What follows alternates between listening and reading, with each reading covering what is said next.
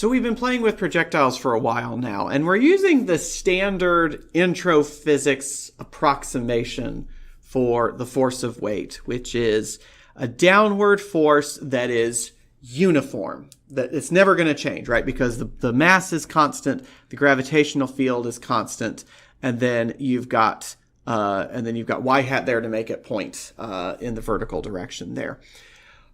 But we know that that's not really how gravity works. We know that gravity gets stronger as you get closer to the center of the Earth. It's just we hardly ever travel very far vertically for it to matter.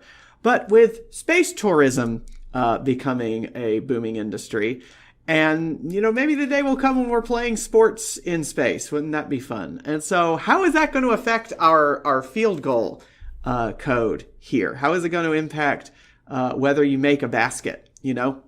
And so it might be worthwhile to take a look at what happens when you replace this uniform force of gravity with the actual force of gravity. So the way gravity in space works is that you have a constant, universal gravitation constant. You have the mass of the thing that is moving, in this case, the ball. You have the mass of the Earth. And then you divide by your distance to the center of the Earth. So let's just call that R. And that becomes squared. And then we need to take care of the direction. So we're going to make that equal to negative, we will need to make that a negative R hat, I think. So let's talk about real briefly how you make each of these. Let's replace, we're going to comment this out. And we're going to say ball.force equals to gravitational force. There we go. So we need to define what each of these things is, obviously. So G is a constant. This is 6.67 times 10 to the negative 11. This is in units of newtons, meters squared per kilogram squared. I do not have those units memorized. I just reverse engineer it every time from the equation here. Hey, speaking of the equation, how about we go full screen here? There we go. The next thing we'll need is the mass of the Earth. Oh yeah, this is why I didn't go full screen, because I need to look up the mass of the Earth. Google is your friend for finding these things out. You do not need to memorize these. You should be looking them up on Google here. So we got this number times 10 to the 24. In Python, that gets an E. So this is going to be units of kilograms. And then what I need to think about is how far away I am from the Earth. So let's get the radius of the Earth equal to radius of Earth is this many kilometers. So we're going to copy paste that in and put an E negative 3 so that it's in units of meters. All right. So now what I need to figure out my R, because my R is going to equal the radius of the Earth plus however high up the ball is, so ball.pos.y, right? Because we tend to measure height from the surface of the Earth, so what we think of as a height of 0 is really a height of 6,378.1 times 10 to the third power. And so what I can do now is have g times the ball's mass times the mass of the Earth divided by this r squared times a negative r hat. Oh yeah, and I need a negative r hat. So let's define the position of the Earth, so position of Earth, as being, let's start out with where we are beginning, and we're going to go down this many, right? We're going to go to vector 0, comma, negative radius of the Earth, comma, 0. Because what that's saying is I'm starting out here on the surface of the Earth, so if I call that my origin, if I call this 0, 0, 0, then the center of the Earth is going to be negative radius of the Earth below me there. Cool, cool. So let's just run this as is, because as it is, this should produce the same gravitational field that we've been working with. So let's click run. R hat is not defined. Oh, I never actually defined R hat. Excuse me.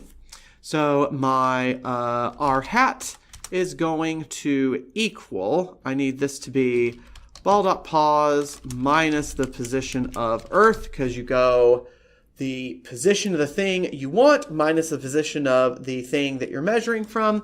And in order for that to become a unit vector, I just need to put a hat around it. The idea of the hat function is that it's taking this vector, ball.pos minus position of the Earth, and we're just turning it into a pure direction, just something that has a magnitude of 1. And you notice that I did not produce a score there. Oh, and actually I did not produce a score there because I was doing this last time with gravity equal to 5. So we're just going to take that out for now, because now the way you would get gravity would be to basically take this thing and divide out the mass of the ball there. So actually we need to give this thing a little bit stronger speed in order to get it to go there. So let's try giving it just a little bit. Oh, that's the position. Excuse me. Let's give it just a little more speed.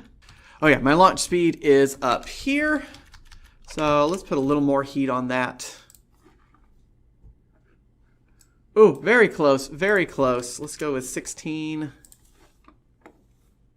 Boop. All right, we made it. Now, let's test that. Let's see whether that actually made any impact on us. I'm going to take out the gravitational force there. I'm going to put back in the standard force of weight. And now let's add in a gravity of the appropriate value of 9.8.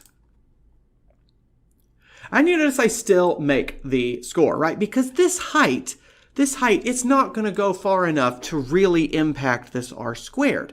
Because I'm taking the radius of the Earth, something that's measured in the millions of meters, and I'm adding 1 meter to it, right? 1 million meters plus 1 meter is still a million meters, right? You never measure 1,000,001 meters, right? And so if I go back and forth between these two different models, the constant gravitational force versus the variable gravitational force, it's not going to matter to me when I'm trying to kick a field goal, right? But now let's suppose that we are trying to kick a field goal in space. Let's suppose we move up a little bit. So let's suppose we add in an altitude for us. Let's call this our starting altitude of, why don't we say we're going up, you know what, let's actually look this up. Altitude of International Space Station. Let's suppose we're trying to kick a field goal on the International Space Station.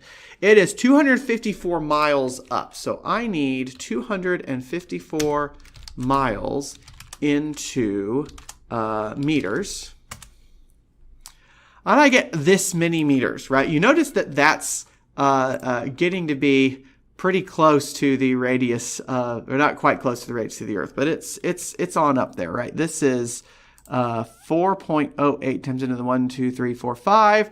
This thing is 6.4 times 10 to the 1, 2, 3, 4, 5, 6. So this is encroaching on the territory there.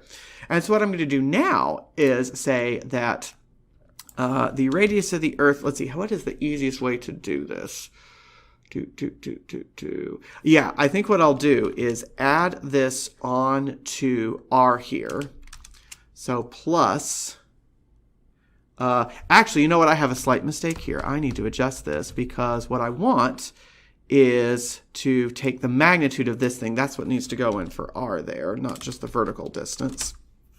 R equals, let's call this one position vector equals this. Then we're going to have R mag equals magnitude of this thing. And R hat equals, now I can just say hat of this thing. So now what I'm doing is defining my actual position vector from where the Earth is to where the ball is. And I'm just taking its magnitude and its direction. And so that should work out for me there. Good, good, good. But now what we're going to do, just to make this a little bit of fun, we're going to add on the starting altitude. So we're going to have the radius of the Earth this much, and then we're going to go up farther to get up into space. So if I try to kick this field goal on the International Space Station, you notice it goes a little bit higher. I go just a little bit higher there. Whereas if I take this out, right, let's put a 0 there instead. You notice I get to kind of the bottom half of the field goal rectangle there, which somebody pointed out in the comments that no, you don't actually have to make it inside the rectangle, so I technically don't need that bar, but I'm glad we have it so that we can more easily see whether in the top half or in the bottom half. Now, it's also worth noting this does not take into account the fact that the International Space Station is rotating around the Earth, right, in such a way that they experience free fall. That's obviously going to change this, but let's just pretend you're kind of stationary there somehow. I wonder how far up we have to go in order to make this thing miss, right? So let's add on another 10 to the 5. So let's make it 508,773. All right, I still make it there, but I'm getting close. Let's try going up another, what is that, 200,000. Oh, I'm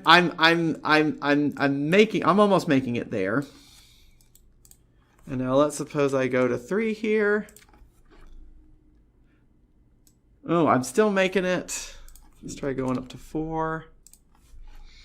So I guess we could change the rules of football in space. If we really wanted to have some fun, we could put up a rectangle like that, and you have to make it in there to get the field goal. So if I go up twice the altitude of the International Space Station, that's where it's going to start to make a pretty noticeable difference in my field goals there. Of course, we could also replace this with basketball, depending on how far up you need to go in order to make it different there. But that's where I'm going to start to have something be a noticeable difference in my sporting events, which is kind of cool.